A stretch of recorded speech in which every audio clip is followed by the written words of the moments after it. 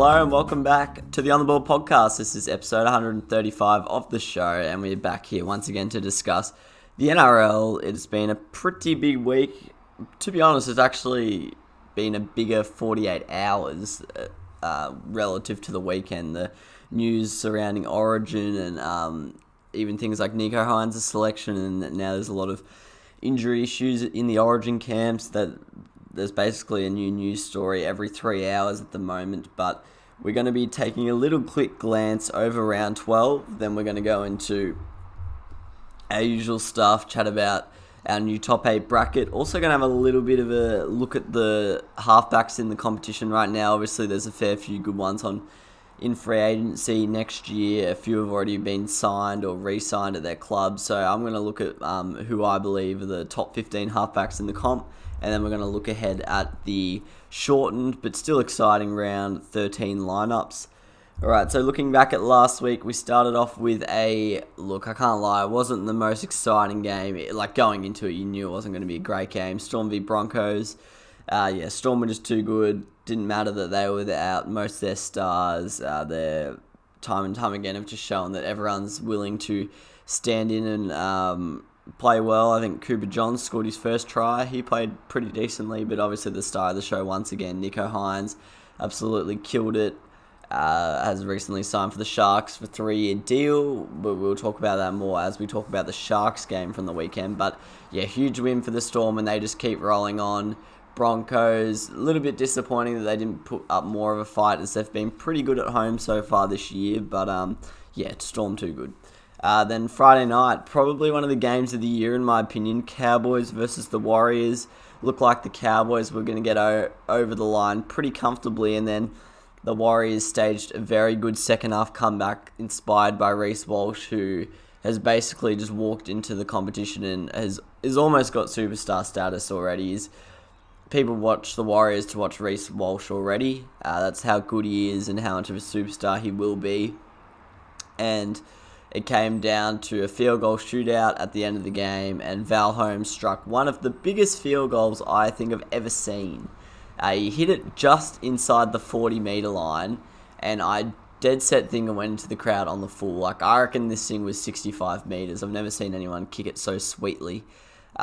Incredible win from the Cowboys, and at this point, we'll talk about it a little bit in my top 8 predictions, but at this point it's getting pretty hard to leave them out. They just are racking up so many victories. They're on such a roll. Yes, they do have Jake Clifford going to Newcastle. That was his last game for his home.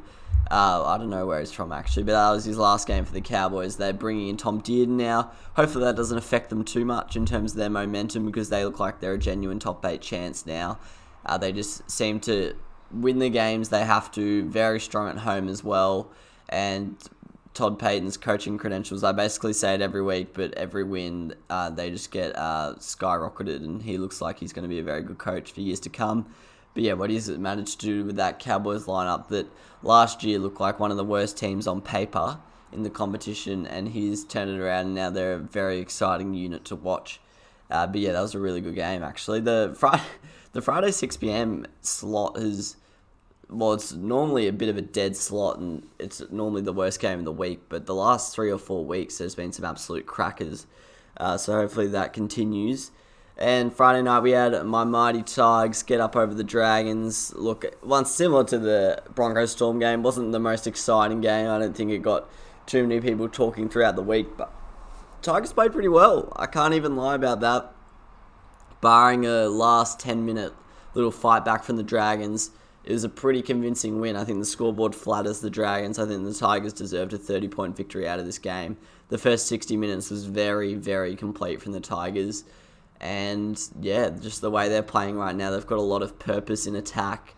Their attack's never been an issue, really, and their defense still definitely has issues, but when they're attacking so well and they're having a pretty high amount of possession week in, week out, their defensive worries are under the microscope a lot less. So yeah, the way they've now got 2 athletes in at centre, Tommy Talau and Dewey, I think it's definitely helped Luke Brooks' kicking game. I think in the past he's struggled with direction, where now he knows when there's nothing obvious on, get to the 5th and try and kick for those 2. And that seems like it's working very well. And now we've got 2 pretty informed back rowers in Luciano Leilua and Luke Garner, and then you've got Dane Laurie out the back, and yeah, it's making for a pretty dangerous team that there's not too many great defenses right now, and with all the set restarts and stuff, when a team gets momentum, they're hard to stop, but especially the Tigers, the way they attack. So yeah, exciting. They've got a big game this week, but we'll talk about that in a little bit. Panthers v Dogs. I think the scoreboard was a bit harsh on the Dogs here. I think they were pretty unlucky with some calls. I think it was Isaiah Yeo clipped one of the Bulldogs guys in the face. He went off for a concussion, and Isaiah Yeo didn't get sin-binned, which for the last month or so we've seen that's basically an automatic sin-bin. And then there was another one where there was a bit of a dubious call. They went up for the challenge. They said that a Bulldogs player pushed a Panthers player, but then the play went on and Toto grabbed a guy's shirt. So I guess that was after the play, but Toto would have been sin-bin. I didn't quite agree with the push call, so that would have had Toto sin-bin.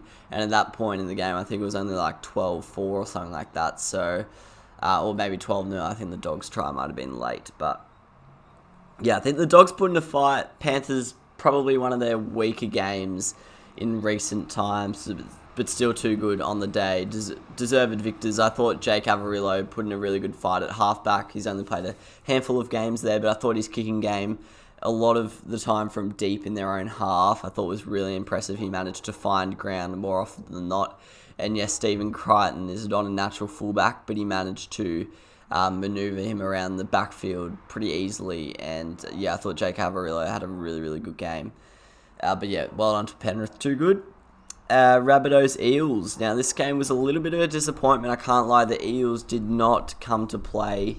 Rabbitohs were too good. Johnston and Gagai both with hat-tricks out on that left side, and they were causing Wonga Blake and Blake Ferguson with just too many issues, really. They couldn't deal with it. I think Jacob Arthur was out there as well. It's hard to pinpoint who it is. It's easy to put it on the winger. I know Tigers have issues on one of their sides. Nofaluma gets a lot of the blame, but sometimes I have to say the analysis in the NRL is not great. Like, I was watching some Super League games on the weekend, which I highly recommend. Really good brand of footy, but the way they break down the play, they highlight things like that a lot more clearly, where in the NRL, like, it's not that hard to highlight a play and maybe suggest who hesitated, and then the boys had to come in, where they don't really do that often in the NRL. They kind of just get around the offensive team. I know they don't want to be too harsh, but at times a bit of critical analysis would be good to watch as a viewer to understand what's going on. But yeah, the Rabbitohs awesome out on that left edge. And the funny thing is, I don't even know if they were at their clinical best on Saturday, which is pretty scary for the rest of the competition. I still think their defence is a huge issue moving forward, but yeah, the fact that like Latrell and Cody Walker weren't necessarily firing on all cylinders is pretty scary, and they still managed to put up 38 points. So well done to the Rabbitohs. Huge victory, puts them right back into the hunt for, I guess you would say, third place. Then Saturday night we had the Roosters Raiders. I didn't watch the second half of this one because it was a pretty disappointing game. I was watching it on replay, and I watched the first half. KO and all the Foxtel crashed, as I'm sure a lot of you listening and watching would know. But yeah, it was a pretty disappointing game. I thought the Roosters I thought they were vulnerable, really, for a bit of a Raiders ambush. But yeah, what's happening down in Canberra is just crazy at the moment, and they seem a really, really long way off it. I keep thinking they're just 1 week away from clicking and they're going to be back, but it looks like they're a really, really long way off it, and it might be not repairable this year. So Roosters too good, 44-16 victors, and pretty impressive given their injury list and suspension woes, how dominant, how they still managed to rack up these big wins. So well done to the Roosters. Sharks-Titans, did not see this one coming. The Titans are quickly becoming one of the most inconsistent teams in the competition. I think out of all the teams, the difference between their best and worst is probably the biggest. They only put up 10 points against a struggling Sharks side. who put on an absolute clink, to be fair to them. Matt Moylan, Sean Johnson looked really electric in the halves. Recently re-signed Will Kennedy, played really well out of fullback, and I really like Blake Brayley. I think their spine was really good. Everyone really pitched in. It was a team effort. Ronaldo was back on the wing. I thought he is has a huge impact on them. I think if it wasn't for his injury or woes, I think he would have been an Origin winger this year. I think if he'd played the whole season, but more importantly, the energy and aggression he brings to that Sharks side, I think it really is contagious, and I think it lifts everyone, which I don't think can be understated. That's a really impressive thing to do for such a young guy, the way that he can inspire others in the team. But yeah, the Sharks, absolutely incredible performance. Blew the Titans out of the water, and yeah, disappointing from the Titans. I thought this was going to be an easy victory for them, even though they're not in the greatest of form. Now their Origin players go out, and all of a sudden their top 8 chances that were looking pretty secure a few weeks ago are now looking a little bit frail, with some of the teams outside the 8, like the Cowboys, Warriors, and even the Tigers, starting to pick up some form. So yeah, huge victory for the Sharks. Been a pretty good 5 or 6 days for them, now announcing that Nico Hines will be their 5'8" next year. Still yet to see who's going to be their halfback. Sean Johnson and Matt Moylan both into free agency. I don't know if this will happen, but I think I watch this space. I would not be shocked if Kyle Flanagan moved back to the Sharks if it doesn't work out. If Averillo keeps playing like this, I think Averillo will partner Burton in the halves at Belmore next year. Don't know how long he's signed for at Canterbury, but it wouldn't surprise me if the Sharks take back Kyle Flanagan. He's the Sharkies junior, and that's probably where he's played his best footy, to be fair, that back end of, I think it was the 2018 campaign with the Sharks. So I reckon watch that space. It'd be a huge risk for the Sharks, but I think it could be an interesting move if they did that. I'm sure I'm missing some key information there that means it's not even possible. And then lastly, the Knights versus the Seagulls. Low scoring game, and I know there's a lot of people like my older brother who have been calling out for less points in games, so here you got it. But also on the other hand, a lot of people were saying this was the most boring game of the round. So yeah, I guess you can view that the way you want to view it. But Knights 18-10. Look, yeah, I can't lie, it wasn't a great game. It was nice for a change that there wasn't tries every 5 minutes, but a lot of refereeing controversy. I definitely think Manly got unlucky with some of the calls, but I don't think it was definitely the reason why they lost that game. I think all the sin bins and stuff were all fair. If anything, they got lucky with some of that, like Tavita Vuna didn't get sin bin for a blatant hit across the chops. Connor Watson was really good. Daniel Saifidi was really good. I have to say, I'm glad. Well, I don't think he's playing this week, but yeah, Phoenix Crossland. I know he's only a few games into his career, but yeah, he really wasn't adding much to their attack. But yeah, I guess it's a win's a win at this point for the Knights. They just need to pick up any win they can get and try and stay in the hunt for that 8th position. But yeah, it's going to be tough from here on in. But pretty well done to beat the Seagulls juggernaut that was had a lot of momentum coming into this one. So well done to the Newcastle Knights. Moving into my top 8, a few changes. I've kept the top 5. I've kept the top 6 the same, actually. So Storm number 1, Panthers number 2. Once again, I say this every week, but I'm just not sure how the Panthers will deal with the Origin period. It's really the first time they're going to be affected like this. I think they have 5 or 6 players out, so it's going to be really interesting to see how they go. Their reserve grade team is coming first, though, so and I'll talk about it later with their matchup against the Tigers, but could easily go undefeated with their stars out, but just think I have more faith in the Storm backups. Then I've got the Eels still in at 3rd. I know they lost a disappointing one to the Rabbitohs, but similarly, I don't think they have many out through Origin, if any, actually, because Gutho didn't get picked. I think Junior Paulo got picked, Campbell Gillard didn't get picked, Nathan Brown didn't get picked, Marnie's been released from the Origin camp, might be going back in because of Kalen Ponga's injury, but I think Junior Paulo's the only one, if I'm not forgetting someone, whereas the Rabbitohs are missing a few. They have Cam Murray, Latrell, Damien Cook, and Jaden Sewer, but yeah, look at this point, from 4th to 7th, it's just a toss of a coin, really. Seagulls in at 5th. I know they have a few Origin stars out, but I just think they, up until this week, had been pretty consistent the last 5 weeks. Roosters in at 6th. They were very good on the weekend, but still worried about their injury and suspension issues for them in the long term. And this is where my changes have come. I've stuck loyal to the Titans and Raiders. I think they've almost been in my top 8 every single week this year. But I'm pulling the pin on both of them. The Titans had a shocking loss. They've got a lot of Origin players out. They don't really look like a team that's consistent enough to make the top 8. And then the Raiders look like they're a long way off the pace. So I've actually gone a double swap. I'm picking the the Warriors in at 7th, even though they lost to the Cowboys. I think they've been playing some really electric footy right now, and I'd back them to put up 25 plus points against almost any team in the comp, the way they're attacking.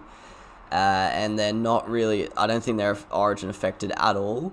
And now, my big issue with them the whole season was that they were going back home, but now they're not, which I think I talked about the other week. But I've got them in at 7th, big smoky, but I like them. And then I've got the Cowboys in at 8.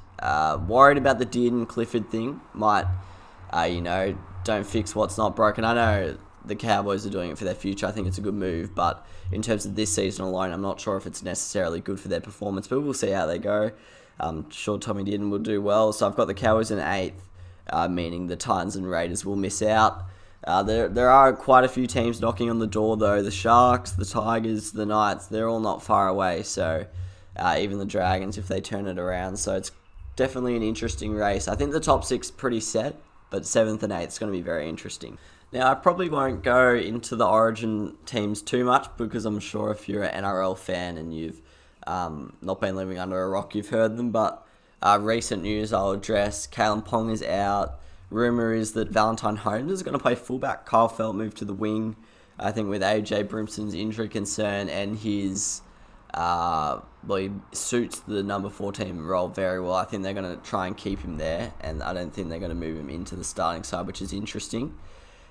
So that means Reid Marnie might be moved to the 18th man, so we'll wait and see on that one, but he might be taken out of the Parramatta Eels team, as we've seen with Coruscant, who's the 18th man for the Blues. He's out of the Blues team this week.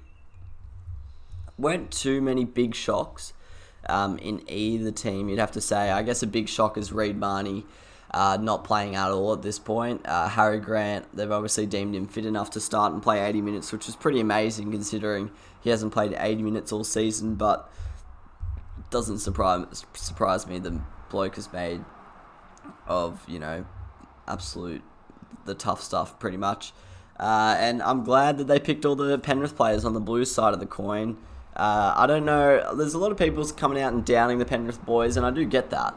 I don't think they're going to be able to play their dominant way in Origin, but the thing is, even if they're going to play a little bit differently or it's going to be harder for them, you still have to pick them. The form they were in, you've got to give them a crack at this level and see how they go. So I don't really get the stick that they're copping. They picked Jake Trbojevic as the starting prop. Not too sure about that, but I'm sure he'll do a job.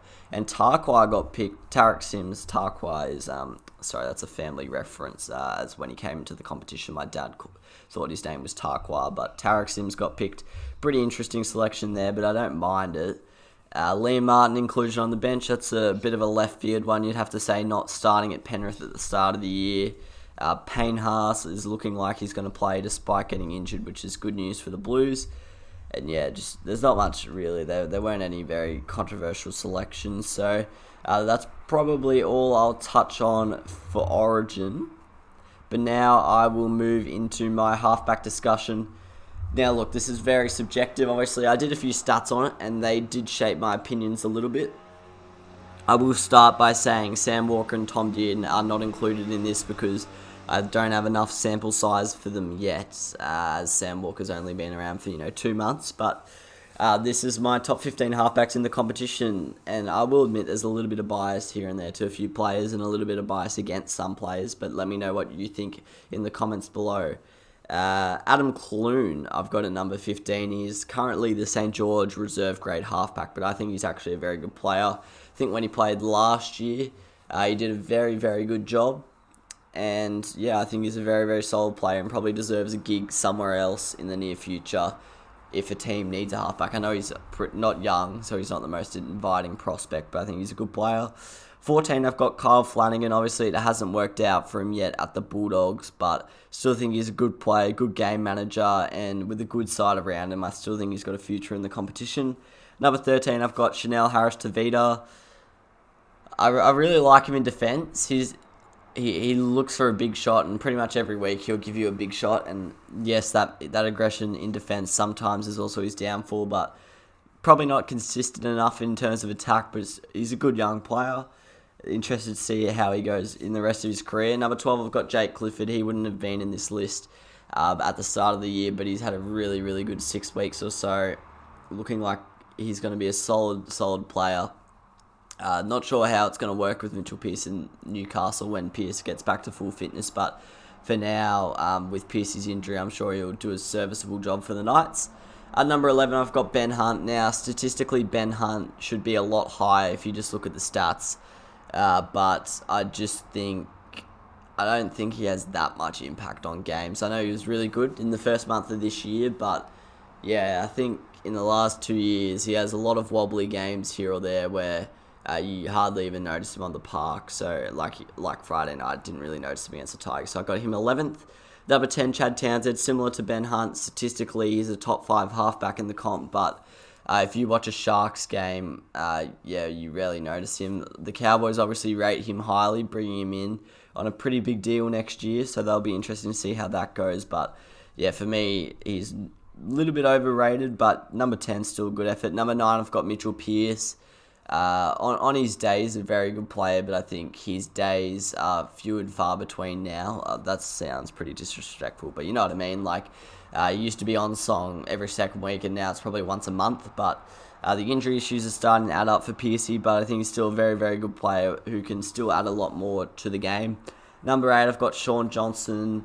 Very inconsistent player throughout his career, but he's now becoming a bit more reliable, you'd have to say. I think now we know what you're going to get from Sean Johnson. He's not going to really light up a game anymore with dazzling pace or steps, but he's a lot more controlled and he's still a very creative player. But I think he's number 8 for me, and I still think if I was a team without a great halfback, I'd still be looking at him next year as a free agency option. Maybe not a young team looking for a rebuild, but if you're a team with a pretty solid team elsewhere and you just need someone who's going to do a very good job for 2 or 3 years, I think Sean Johnson's not a bad option. Number 7, this is probably controversial. Obviously, a lot of talk about him this year, but I've got Adam Reynolds in at 7. I think he is a little bit overrated. I think he's one of the best kicking halfbacks in the comp, and he's a good game manager, but I just think he doesn't need to create as much as some of the others on this list because of the stars around him.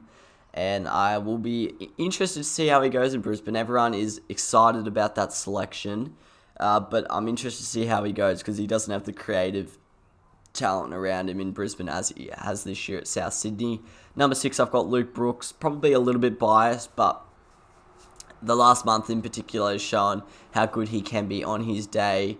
Can really take the game by the scruff of the neck with his running game, and his kicking game has definitely come along this year, and he's averaging a lot of kick meters per game, and he's starting to create a lot of try-scoring opportunities with his little chip kicks to Adam Dewey and stuff like that. Jamal Fogarty is my number 5, possibly a smoky up this high, but statistically he's very, very good, and last year I think he was a big reason why the Titans almost stuck into the top 8. I know a lot of the media scrutiny goes on to Ash Taylor and AJ Brimson when you talk about the Titans' creativity, but I think Jamal Fogarty is a very, very solid halfback, and yeah, he's a pretty experienced player, not in terms of games in the NRL, but he's played rugby league at a high level for a long time, and I think that shows in a lot of his games. He does tend to go missing every now and then, but still a good player. Number 4, I've got Mitchell Moses. Mitchell Moses is a tough one to judge. He can often look like he's doing a lot more than he actually is. He gets a lot of touches on the ball. He fires a lot of big passes around, but a lot of the times he just goes back and forth side to side. But I still think he's a pretty good player. And when the Panthers are when the Parramatta Eels are up and running, him and Guther are electric off the back of that. So he's my number 4. They re-signed him last week, I think it was, with Ryan Madison, so they obviously think highly of him. Number 3, I've got one of the most informed players in the comp, Jerome Hughes. A bit more like Luke Brooks in terms of a halfback, not really a ball player. Well, he is a ball player, and he's also a kicker, but a lot more of a running halfback. That's kind of the way it's been at Melbourne since Cooper Cronk left. They kind of let Cameron Smith do the ball playing, and then the halfback along with 5/8 and fullback all kind of were just dangerous runners. Obviously this year he's had to step up and do a little bit more ball playing and kicking, but still very, very dangerous when he has the ball in hand, and he's been electric this year. Huge reason why the Storm are doing so well, even without Cam Munster, Pappenhausen and Grant. Number 2, I've got Cherry Evans. I think the number 2 and number 1 spot are pretty locked in for most people in the comp. He had a slow start to this year. You were maybe questioning whether he was past it, but Turbo came back, and I think it's allowed Cherry Evans to play with a lot more freedom. And I think when he was younger, he was a very structured half, but I think his creativity is actually underrated. You see him on the weekend, he was going for a lot of early kicks, kicking on second, third tackle, looking for 40-20s out of his own end. He's not afraid to take the game on. I think I haven't taken this into account, but he seems like a ripper bloke. Always smiling and laughing on the field, which I do like in sports players. And he's obviously the Queensland number 7, and deservedly so. And number 1, I think it's pretty obvious, right up there with the best player in the competition. I think the gap between number 1 and number 2 is pretty big here, but Nathan Cleary, absolute superstar. Scary to think how young he is and how he could continue to do this for another 10 years. Really intrigued to see how many Dally M's he wins, to be honest. This year it looks like it could be his to lose, with Turbo hunting him down though. But yeah, if he plays like this, I couldn't see why he doesn't win 4 or 5 Dally M's, to be honest. He's just freakish. I know there's a lot of guns coming through at 18, 19, 20 years old, but he is probably the pick of the bunch out of that next generation, and hopefully he leads the Blues to a bit of a dynasty, but we'll see. But yeah, Nathan Cleary, absolute gun. So hopefully you've found my opinions a little bit interesting. I'm sure you're disappointed with how low your team's halfback is, but let me know what you think. If I had any guys way too high, way too low, I'm interested to hear what you think. Alright, we'll now move into a little bit of a round 13 preview. Looking ahead to round 13, obviously hugely impacted round through Origin. Half the teams have buys, and a lot of the teams playing are rinsed. But looking first at the Thursday night game, I'm surprised they have a Thursday night game, to be honest, with only 4, but I'm not complaining. Brings the weekend earlier forward one day, if you know what I mean. But Dragons, Broncos, 2 very hard teams to predict, but just going through some of the team news, Tarek Sims, Haas and Coates out through injury. Dufty, Ravalawa, Kerr return from suspensions and injuries. I believe Jack DeBellin is picked for his first NRL game in 3 years. Look, I'm not going to touch on the Jack DeBellin situation. It all looks a bit messy, and I don't really want to talk about that stuff on this podcast. I want to try and keep it positive, but he's playing nonetheless, so I guess good luck to him. But on the Broncos front, Alex Glenn, Matthew Lodge and Tyson Gamble all returned to the 17. Milford is dropped. I did forget to mention Milford in the review. He had an absolute stinker. But I have to say, the way they're treating him, it's just not great. Like, at this point, you've dropped him. I don't care how many injuries to your halves or whatever happens. Just keep him there. He's obviously down on confidence. He's down on form. He's not at the NRL level right now. Leave him there. If you have to play bloody Payne Haas at halfback or 5/8, do it. Because what they're doing right now, they drop him for a week. It's not enough for him to get his form and confidence and momentum back. He comes back, still low on that stuff, has an even worse game, goes back even less confident, and it's just a vicious cycle right now for Milford. So at this point, I don't think he should probably play another game for the season, unless he does catch fire for like 6 weeks in the Q Cup. But at this point, I'd let him stay there. Especially, I don't know him, obviously, but I could imagine how tough it would be mentally what he's going through right now. So I would just leave him there, let him have the rest of the year there. I'd stick with Milford. I'd stick with Gamble and Kelly. Hopefully they don't get injured or suspended. And I'll just leave Milford and Croft in the reserves for now, playing Queensland Cup, try and get their confidence back, and hopefully they could have a crack either at the Broncos or somewhere else in the halves next year. And build some confidence back in the Queensland Cup. In terms of tipping this game, it's tough, but I just think the Dragons will be too strong. They've almost got the full lineup that had a cracking start to the year.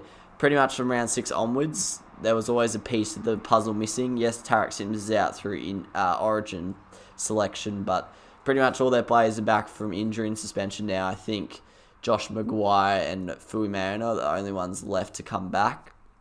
But Ben Hunt's back, Dufty's back, and I don't think they'll put on a show, but I just think they'll be too good. I've got them winning by 6 here. Broncos can be good on their day, but yeah, I can't really trust the Broncos enough to tip them at the moment.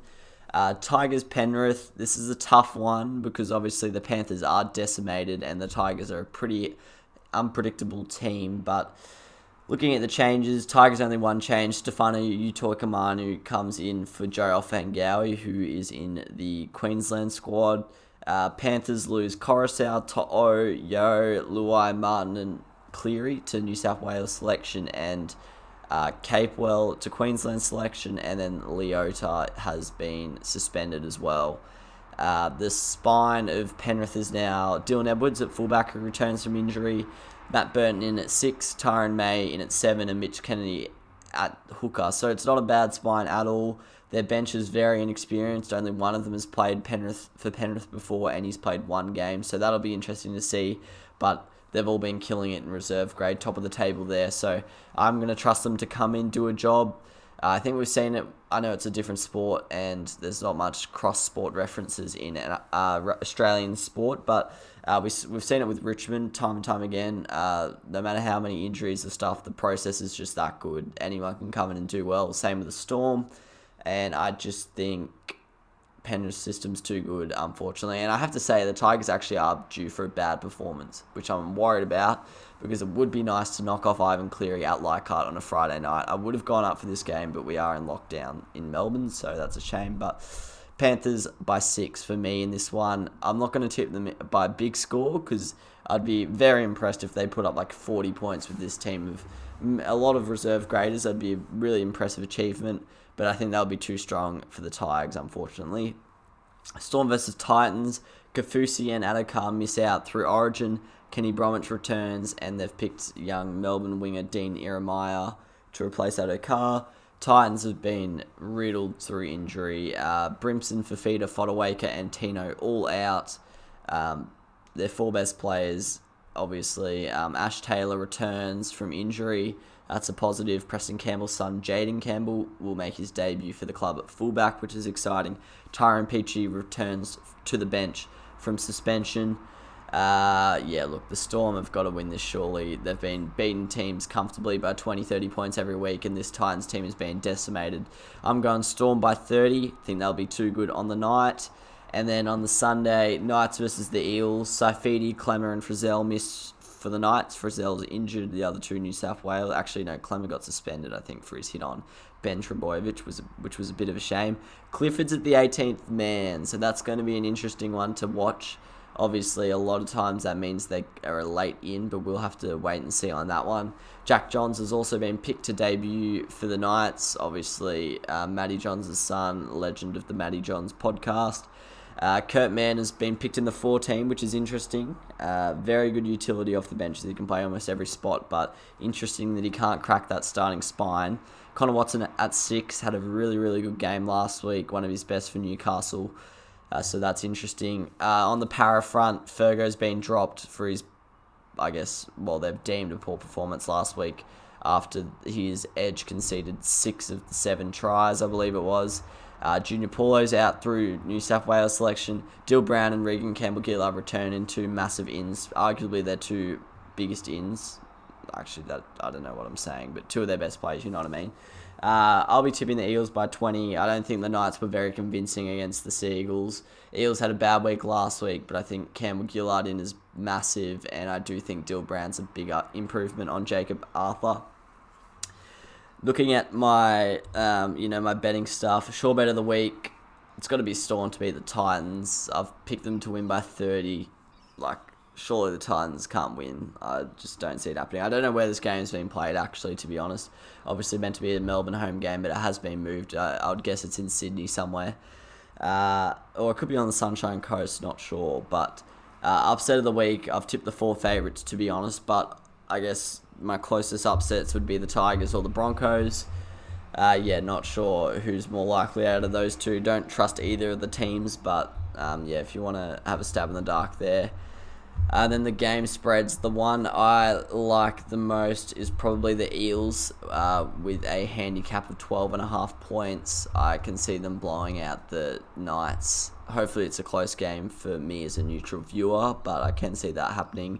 Also the Storm, 22.5 point handicap. It's pretty significant, but I can see them blowing it out. I'm sure they've covered that spread a lot of the times this year. So that's going to be it for me today. Enjoy round 13 of the footy next week. Probably going to try and get one out on the Monday or Tuesday before Origin, just wrapping up the week, and then I'll do one later on in the week previewing round 14 and reviewing Origin. As I am on, not uni holidays, but I've got a uni exam block, so I'm a lot more flexible in the day, and we're also in lockdown. Probably going to be some soccer content as well coming in the next couple of days. Might do a Euro preview along with a Premier League or maybe European football wrap up for the season. So stay tuned for that. Like and subscribe, all that good stuff if you haven't already. A lot of clips and stuff going out on the YouTube, Instagram and Facebook at the moment, so get around those. Thanks for joining me once again, and enjoy the footy. And if I don't see you until then, I will. But go the Blues and go the Tigers. Cheers.